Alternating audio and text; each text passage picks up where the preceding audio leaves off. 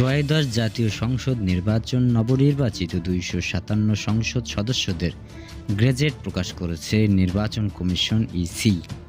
শুক্রবার দিবাগত রাতে নির্বাচন কমিশনের সিনিয়র সচিব আক্তার আহমেদ স্বাক্ষরিত এই গেজেট প্রকাশ করা হয়।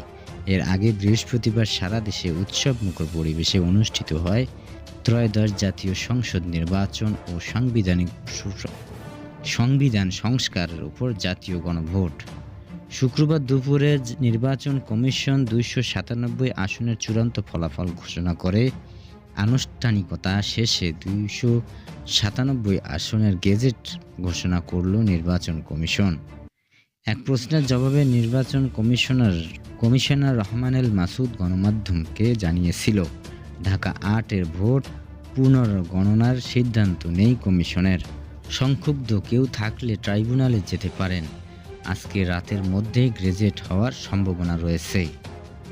নির্বাচন কমিশনের ঘোষণা অনুযায়ী ৩০০টি আসনের মধ্যে ২৯৯টি আসনে ভোট অনুষ্ঠিত হওয়ার কথা থাকলেও আইনি জটিলতা ও প্রার্থীর মৃত্যুর কারণে কিছু আসনের ফলাফল স্থগিত রাখা হয়।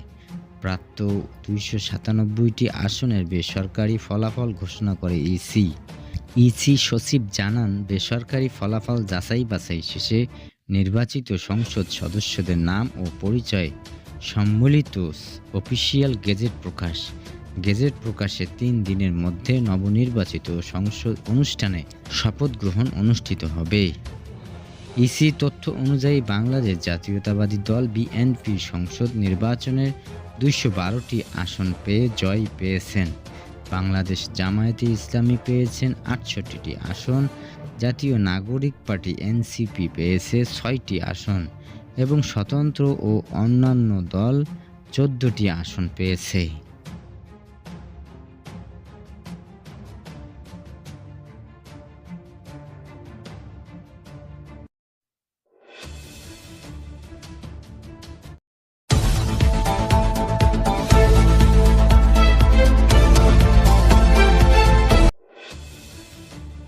নির্বাচনের ফলাফল মেনে নিয়ে দায়িত্বশীল বিরোধী দল হিসেবে কাজ করার ঘোষণা দিয়েছেন বাংলাদেশ জামাতে আমির ডাক্তার শফিকুর রহমান।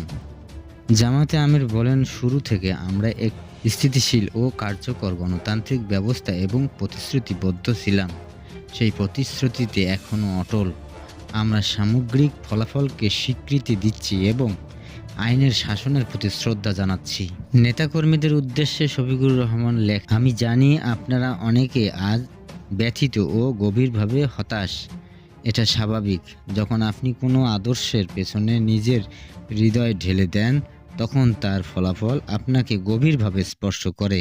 এটি বিশেষ পরিষ্কার করে বলতে চাই, আপনাদের প্রচেষ্টায় বৃথা যায়নি। ৭৭টি আসন নিয়ে আমরা সংসদে আমাদের উপস্থিতিকে প্রায় ৪ গুণ বৃদ্ধি করছি এবং আধুনিক বাংলাদেশের রাজনীতিতে অন্যতম শক্তিশালী বিরোধী ব্লকে পরিণত হয়েছি। তিনি আরও বলেন, যে জাতি সদ্য তার গণতান্ত্রিক অধিকার প্রয়োগ করেছে, সে জাতির বুকে সহিংসতা, ভয়ভীতি প্রদর্শন ও সহিংসতার রাজনীতির কোনো স্থান নেই। আমরা স্পষ্টভাবে জানিয়ে দিতে চাই, জুলাই বিপ্লব এখনও জীবিত। জুলাই সনদ ছিল একেবারে সুস্পষ্ট। আর কোনো স্বৈরাচার নয়, না রাষ্ট্রীয় শক্তির মাধ্যমে, না কোনো রাজনৈতিক দলের ছায়া থেকে। এদেশের মানুষ একবার অন্যায়ের বিরুদ্ধে রুখে দাঁড়িয়েছে, আবারও ভয় ভীতির অন্ধকারে ফিরে যাবে না। আমরা আমাদের নির্বাচন এমপি ও প্রার্থী ও স্থায়ী নেতাদের প্রতি আহ্বান জানাচ্ছি, দেরি না করে ক্ষতিগ্রস্ত পরিবারগুলোর কাছে যান, তাদের পাশে দাঁড়ান, সহিংসতা প্রকাশ করুন এবং প্রমাণগুলো সংগ্রহ করুন। ছবি, ভিডিও সহ সব তথ্য প্রমাণ যথাযথভাবে সংগ্রহ করে আইনশৃঙ্খলা বাহিনীর কাছে আনুষ্ঠানিকভাবে জমা দিন এবং গণমাধ্যমের সঙ্গে শেয়ার করুন। প্রয়োজনে সংবাদ সম্মেলন করুন, যাতে সত্য জাতির সামনে স্বচ্ছভাবে উপস্থাপিত হয়। আমরা শান্তিপূর্ণ ও শক্তিশালী রাজনীতির প্রতি অঙ্গীকারবদ্ধ। তবে আমাদের এই অঙ্গীকারকে কেউ দুর্বলতা মনে করেন না। জুলাই বিপ্লব মানুষের হৃদয়ে বেঁচে আছে। এদেশে আর কখনো ভয়, দমন পীড়ন ও সন্ত্রাসের রাজনীতি ফিরে আসতে দেওয়া হবে না কারো পক্ষ থেকেই।